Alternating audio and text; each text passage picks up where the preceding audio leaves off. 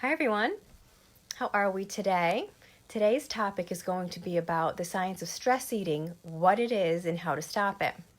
So I'm Kelsey Mashad. I'm a certified health and life coach, and I help people to gain control of emotional eating so that they can just feel healthy and confident as they make peace with food in their body.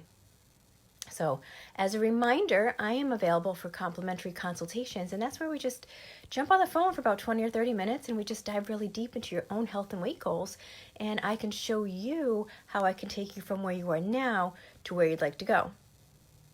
So, I'm going to dive right into our topic today. So, when you're feeling stress, just knocking on your door, do you find yourself unexpectedly craving something that's really delicious and probably unhealthy? Could be something like some nice warm chocolate chip cookies or some nice buttery mashed potatoes. And then, do you wonder why this is your body's response to stress? Well, there's actually a perfectly reasonable explanation for this because your body is actually hardwired to respond to stress through food. So we're going to dive a little deeper into the science of this and of stress eating and look at what's really going on. So stress eating, it isn't just a myth.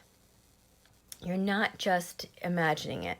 Science has actually shown that our bodies respond to stress by thinking that we need energy. And it thinks that we need lots of it. So that we can end up, just fighting whatever's causing our anxious feelings. And since foods that are high in sugar or fat, they do give us lots of energy, that's what we end up craving. So on the good side of this is that in the short term, these foods do help calm us down. Once we eat them, they help reduce our stress, any stressful feelings that we're feeling at that time. And it's as if they're telling your body, here's the energy you need to deal with the problem. Well, of course, there are drawbacks to this biological response. So first, it's clear that, eating, high-fat, sugary foods on a regular basis is certainly not good for our waistline, or if you're anyone whose goal is weight loss, as well as, of course, it's not good for our overall health either.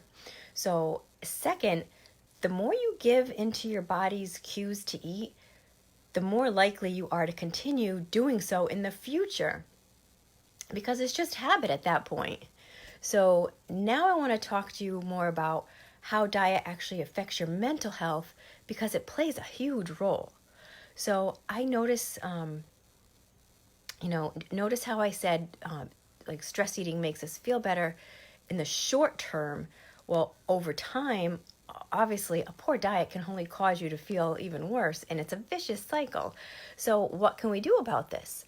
Well, what you eat on a regular basis has an enormous impact on your well-being, just as sleep and exercise do. So it's definitely okay to have, a bowl of ice cream or a big spoonful of peanut butter on occasion, and that can be part of your well-balanced diet.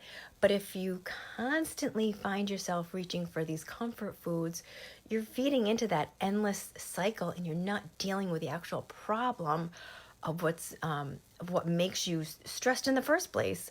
So a better approach is to actually reduce the stress in your life as much as possible and make really small changes to your diet that will improve both physical and mental health. Pardon my voice. As I mentioned in my video yesterday, allergies have totally gotten me this week.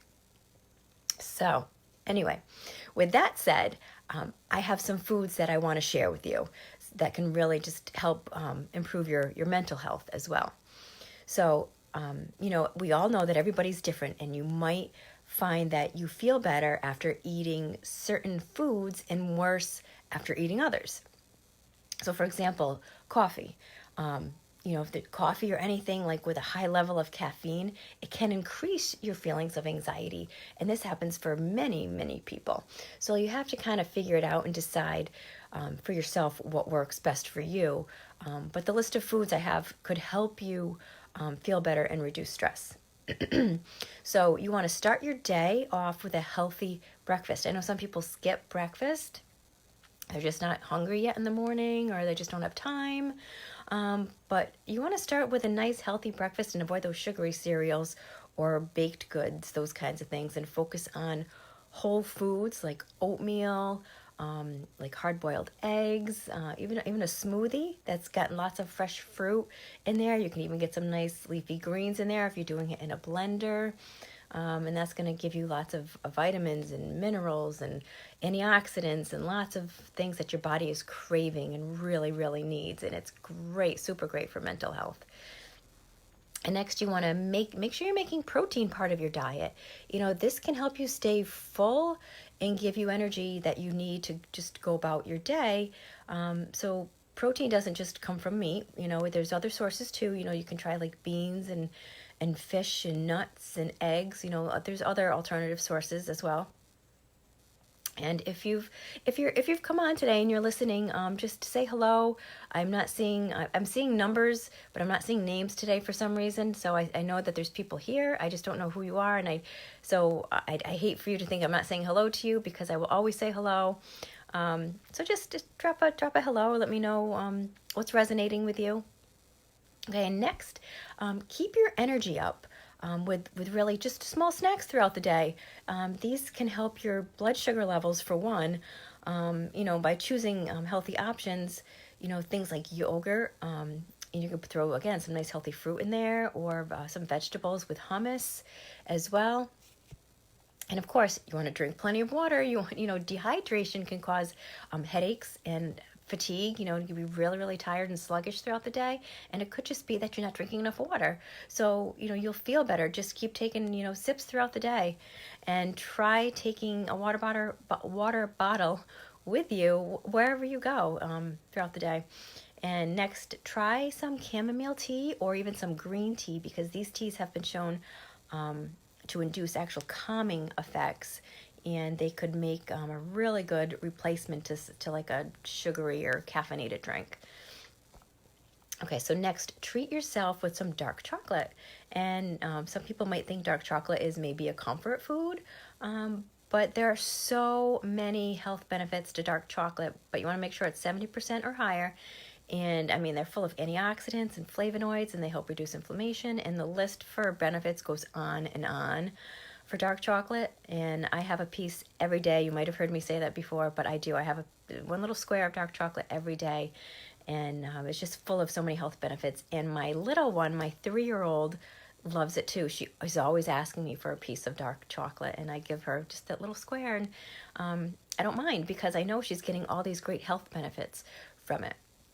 So besides, having the potential to boost your mood, all of these foods, over time, these foods also promote, just good overall health. So, just give them a try. And, to live your best life, you want to keep yourself, physically, mentally, and emotionally well, which is key. And if you want to focus more on personal wellness, but you're not quite sure where to start, like I said, I'm available for complimentary consultations where we just jump on the phone for 20 to 30 minutes or so, and we can dive really deep into your own health and weight goals, and maybe take a look at where you're stuck, why you're stuck, how to get unstuck, and then I can show you how I can take you from where you are now to where you'd like to go. And remember to share if you know someone who you think would find this information helpful or useful. And I hope you were able to find it helpful today. And if there's no questions right now, you can always leave them if they come up for you later on, or you can reach out to me personally. You can PM me, whatever works best for you. So I hope everyone has a very beautiful day, and I'm going to talk to you soon. Bye, guys.